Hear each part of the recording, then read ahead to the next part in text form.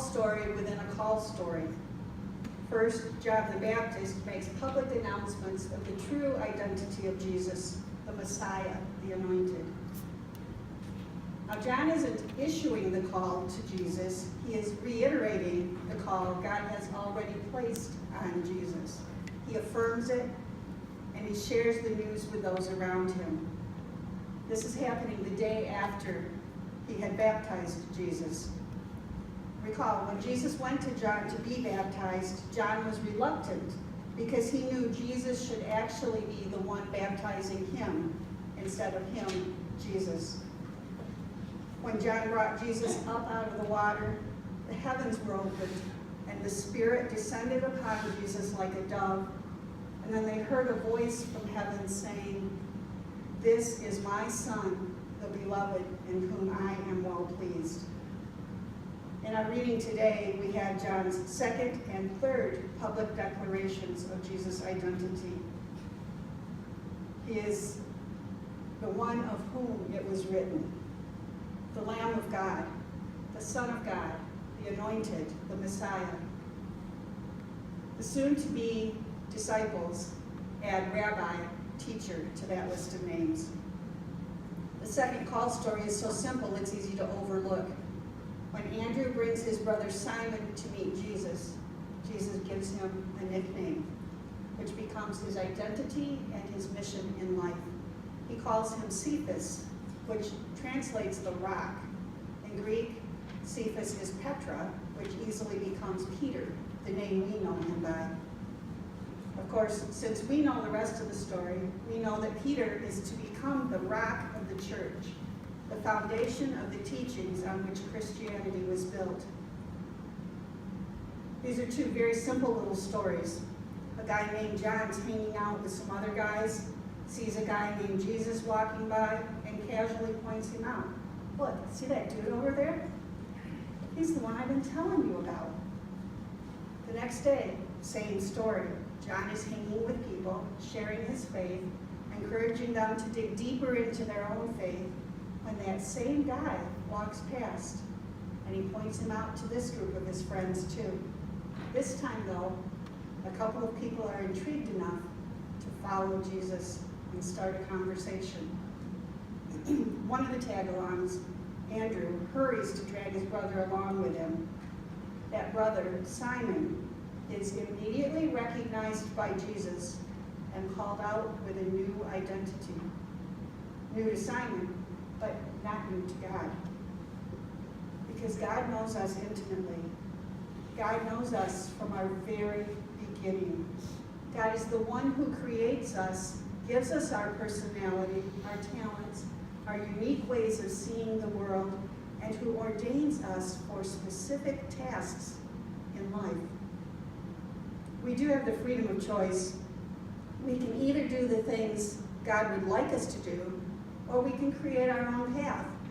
We can wander back and forth from following the path God has for us and following the paths we choose for ourselves. Regardless of how we travel on our journey, from our very beginning, God knows who we are and which jobs we are created to accomplish, even when we don't see it. Even when we think the call on our life sounds like the craziest idea ever. Cephas must have sounded like an absolutely silly name when Jesus gave it to Simon. But to us, when we think of Peter, we can't imagine calling him anything else. Tomorrow will be Martin Luther King Jr. Day, a day when we honor a very brave man of faith who dedicated several years of his life to making this a better world for all people. I don't know his call story to ministry, only that he was the son of a minister and that he was obedient to his own call. The point at which his life's journey becomes known to me, he was a husband and father, serving a church as a pastor and working on earning his DMin. I can relate to the struggles of that life, trying to juggle all those responsibilities. He was in the Deep South, where there were colored drinking fountains, colored outhouses, and whites-only indoor restrooms, colored entrances to public buildings, colored seating at the back of the bus, colored rules for voter registration that made it almost impossible for anyone to qualify to vote, colored schools with far smaller budgets than the white schools, and even segregated hospitals. Those people who were forced to use the colored-only facilities and entrances were tired of being less than their white neighbors. To bring change, they needed to organize and work together. A group of African American clergy had been trying to get a movement started, but they lacked a strong leader who could capture the enthusiasm of the people, galvanize them to the cause, and motivate them to take the very serious risks involved in forcing the changes that needed to happen. They came to Reverend King because they knew he was an eloquent speaker. He told them the same thing many of us have said. I'm not your guy. You have the wrong person. I'm busy. I have too much on my plate already. I don't have time, and I'm not qualified. So the men left and continued their search for a dynamic leader of the people. But they kept coming back. They kept asking Martin to reconsider.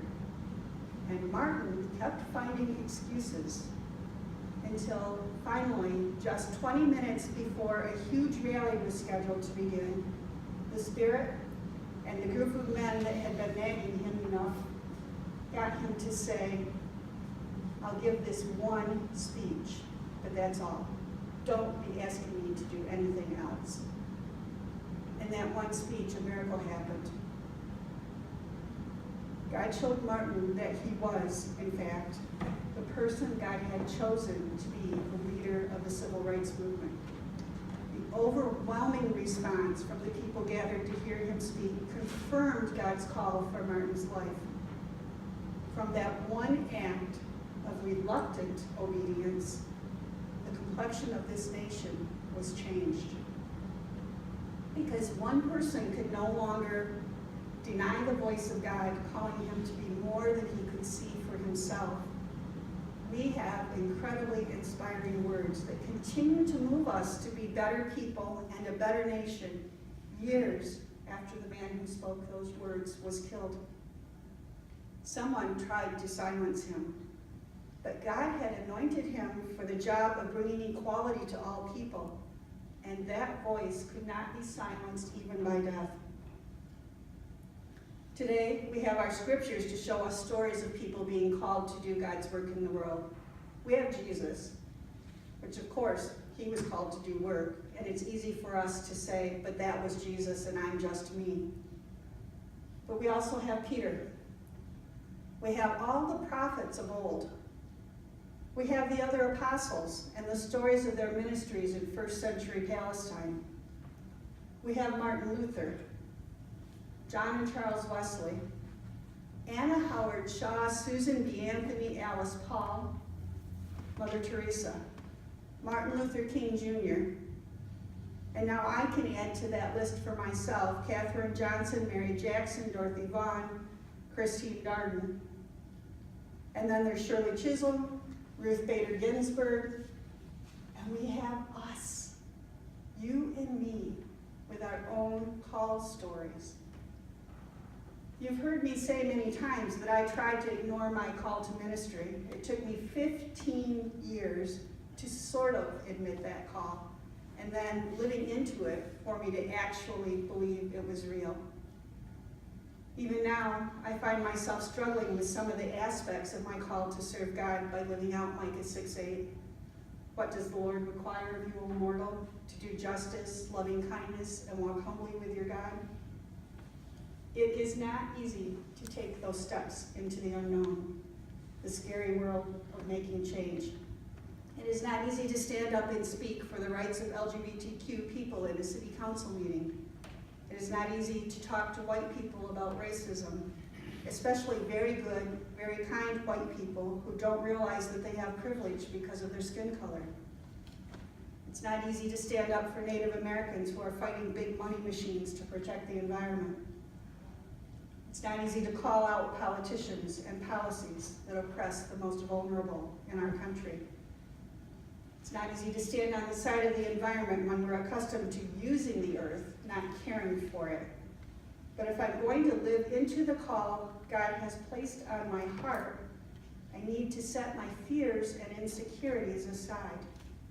I need to take a cue, first of all, from Jesus, but also from Peter and the brave people I have seen do just that. I remember Dr. King. I heard little pieces of his great speeches on the 6 o'clock news when I was a kid. I've read them as an adult.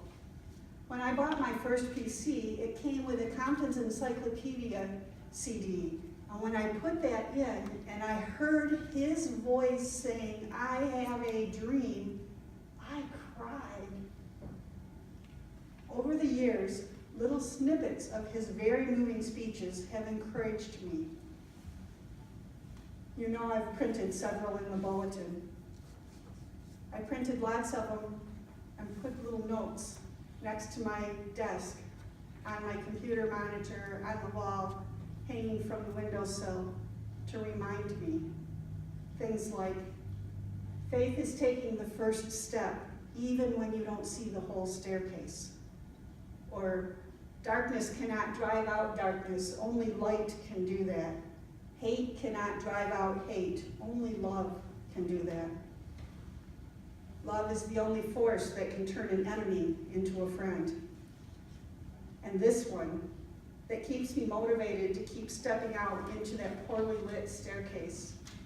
In the end, we will be remembered not for the words of our enemies, but the silence of our friends. I don't want my friends to remember me as the one who didn't have their back, as the one who said, "Your problems aren't mine. Why should I complicate my life by trying to fix your problems?" I truly believe that when I was called to ministry, I received the call Jesus claimed for himself when he stood in the temple and spoke the words we have recorded in Luke chapter 4, verse 18. "The Spirit of the Lord is upon me, because he has anointed me to proclaim good news to the poor. He has sent me to proclaim freedom for the prisoners and recovery of sight for the blind, to set the oppressed free, to declare the year of the Lord's favor." It feels kind of audacious to claim the words of Jesus for myself, but they weren't his originally. They're from the book of Isaiah, chapter 61. Jesus relied on his people of faith, his heroes. He relied on the words of Isaiah to help him know who he was and who he was called to be. We rely on the words of those who've gone before us to give us strength and courage as well. So friends, let's find our courage, like so many who have shown us the way to live into our faith. Let us continue the work begun by Jesus. Let us be known by our good deeds, not by the deeds we've left undone. Let us be the light that shines, driving out darkness by being the love of God in this world. Amen.